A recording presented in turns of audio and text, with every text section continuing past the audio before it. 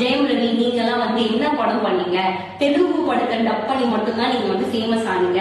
கடந்த சில நாட்களாவே social media ஃபுல்லா ஆக்டர் ரவிமோகன் மற்றும் மாருதி ரவியோட டிவோர்ஸ் சம்பந்தமான பிரச்சனைகள் தான் பயங்கர வைரலா போய்கிட்டு இருக்குது.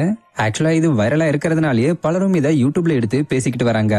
அந்த வகையில பிரபல யூடியூபரான அகமது மீரான் அவர்களும் இந்த இஷ்யூ பத்தி பேசியிருந்தாரு.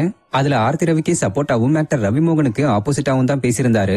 அதுவும் ஆக்டர் ரவிமோகன் அவர்களை பயங்கரமா தாக்கி பேசியிருந்தாருன்னு தான் சொல்லணும். இந்த நிலையில இத பத்தி பேசி Bigg Boss fame Riya Thiyagarajan ரீசெண்டா ஒரு வீடியோவை ஷேர் பண்ணிருக்காங்க.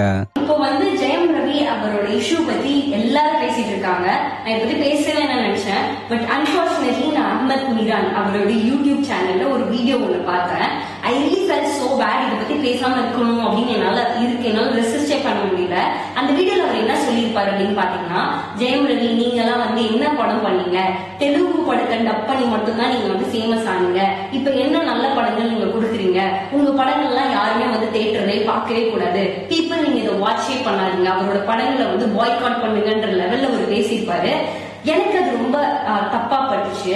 எத்திக்ஸ் நான் வந்து எத்திக்ஸ ஃபாலோ பண்ற பர்சன் சொல்லிதான் அகமது மீரான் எப்பவுமே பேசுவாரு. அந்த எத்திக்ஸ் இங்க எங்க போச்சுன்றதுதான் என்னோட ஒரு பெரிய கொஸ்டினா வந்தது. ஏன்னா ஒருத்தவங்க ஃபேமஸா இருக்காங்க, இப்ப ஜெயம் ரவி மாதிரி ஒரு ஆர்டிஸ்ட் அவரோட பர்சனல் லைஃப்ல ஏதோ ஒரு தப்பு பண்ணிட்டாரு அப்படிங்கிறதுக்காக அவரோட ப்ரொஃபஷனே ஃபுல்லா அழிக்கணும்னு நினைக்கிறது எந்த விதத்துல கரெக்ட்? ஏன்னா இத்தனை லட்சம் பேர் ஒரு யூடியூப் சப்ஸ்கிரைபரா வச்சிருக்க ஒருத்தவர் என்ன சொன்னாலும் அத்தனை லட்சம் பேர் இன்ஃபுளுன்ஸ் பண்ணணும்னு வரும்போது I felt really so bad. And இது எனக்கு ரொம்ப தப்பா பட்டுச்சு. அண்ட் இந்த ஒரு விஷயத்துல ஜெயம் ரவி அந்த ஒரு விஷயத்துல நான் யாரோட ஸ்டாண்டில் எடுக்கிறதா இல்ல.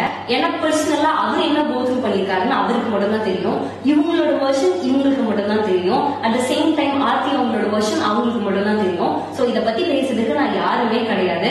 எண்ட் ஆஃப் த டே இதை நான் எப்படி பாக்குறேன்னா, ஒருத்தவங்களை நீங்க எவ்வளவு லவ் பண்ணாலும் எத்தனை வருஷம் லவ் பண்ணாலும் அவங்களுக்காக நீங்க என்ன பண்ணாலும் அந்த விஷயம் எப்ப வேணா மாறும். அதுக்கு நம்ம எப்பவுமே ரெடியா இருக்கணுங்கிற டேக் அவே கூட நான் இந்த வீடியோவை முடிச்சிட்டேன். பாய்.